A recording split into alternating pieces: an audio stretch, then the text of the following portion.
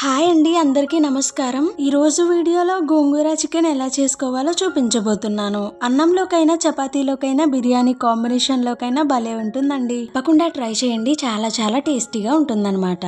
ఆకుకూరలు తినని పిల్లలు కూడా చాలా ఇష్టంగా తింటారండి. ఈ కర్రీ పుల్ల పుల్లగా ఎంతో టేస్టీగా ఉంటుందండి. ఒకసారి చేసుకుంటే మళ్ళీ మళ్ళీ తినాలి అనిపిస్తుంది. ఇంకా లేట్ చేయకుండా మొదటిసారి మన ఛానల్ ని చూస్తున్నట్లయితే తప్పకుండా సబ్స్క్రైబ్ చేసుకోండి. ఈ కర్రీ కోసం ముందుగా అయితే ఒక కట్ట గోంగూర తీసుకోవాలి.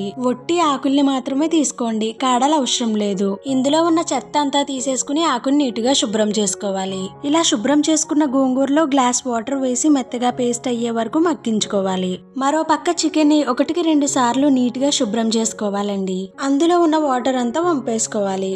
ఇప్పుడు మిక్సీ జార్ లోకి 5-6 ఎండుమిర్చి, అలాగే పేస్ట్ అవ్వడం కోసం కొంచెం ఆనియన్స్ వేసుకుని మెత్తగా మిక్సీ పట్టుకోవాలి. అలాగే ముందుగా కడిగి పెట్టుకున్న చికెన్ లో చిటికెడు పసుపు, ముందుగా చేసి పెట్టుకున్న ఎండుమిర్చి పేస్ట్, రుచికి సరిపడాంత ఉప్పు, 2 స్పూన్స్ కారం వేసుకుని 30 మినిట్స్ మ్యారినేట్ చేసుకోవాలి. గోంగూరని మెత్తగా ఉడికించుకుని దాంట్లో ఉన్న వాటర్ అంతా కూడా తీసేసుకోవాలి. మిక్సీ జార్ లో ఉడికించుకున్న గోంగూర వేసి మెత్తగా పేస్ట్ లా చేసుకోవాలి. ఇప్పుడు కడాయి పెట్టుకుని కడాయి హీట్ అయ్యాక ఆయిల్ వేసుకోవాలి. ఇప్పుడు ఇందులో ముందుగా చిన్న చిన్న పీసెస్ గా కట్ చేసి పెట్టుకున్న ఆనియన్స్ ని వేసుకోవాలి. ఆనియన్స్ అంతా ఆయిల్ లో మంచిగా ఫ్రై చేసుకోవాలి. ఈ విధంగా గోల్డెన్ కలర్ వచ్చేంత వరకు ఆనియన్స్ ని ఫ్రై చేసుకోవాలి. అలాగే ఇప్పుడు ఇందులో అల్లం వెల్లుల్లి పేస్ట్ ని కూడా యాడ్ చేసుకోవాలి. అల్లం వెల్లుల్లిని పచ్చివాసన పోయేంత వరకు వేయించుకోవాలి. ముందుగా మ్యారినేట్ చేసి పెట్టుకున్న చికెన్ ని ఇందులో యాడ్ చేసుకోవాలి. ఇలా ముందుగా మ్యారినేట్ చేసుకోవడం వల్ల చికెన్ కి అన్ని పట్టుకుని కర్రీలో పీసెస్ టేస్టీగా ఉంటాయి. ఇప్పుడు ఒకసారి చికెన్ అంతా కూడా బాగా కలిసేలా కలుపుకోవాలండి. మనకి ఆయిల్ లో చికెన్ ఎంత ఫ్రై అయితే అంత జ్యూసీగా ఉంటుందండి పీస్.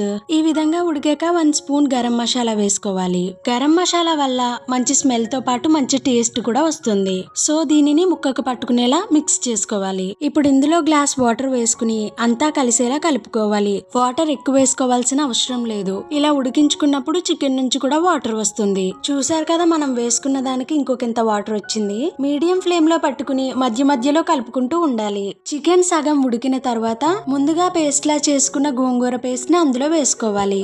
ఈ పేస్ట్ అంతా కలిసేలా కలుపుకోవాలి.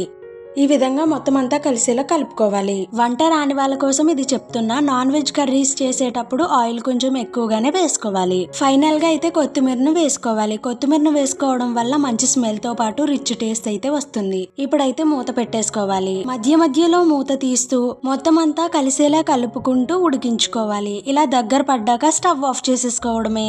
అంతే, ఎంతో ఈజీగా చికెన్ గోంగూర కర్రీ రెడీ. అన్నంలోకైనా చపాతీలోకైనా బిర్యానీ కాంబినేషన్ లోకైనా భలే ఉంటుందండి. తప్పకుండా ట్రై చేయండి, చాలా చాలా టేస్టీగా ఉంటుందన్నమాట. ఆకుకూరలు తినని పిల్లలు కూడా చాలా ఇష్టంగా తింటారండి. ఈ కర్రీ పుల్ల పుల్లగా ఎంతో టేస్టీగా ఉంటుందండి. ఒకసారి చేసుకుంటే మళ్ళీ మళ్ళీ తినాలి అనిపిస్తుంది.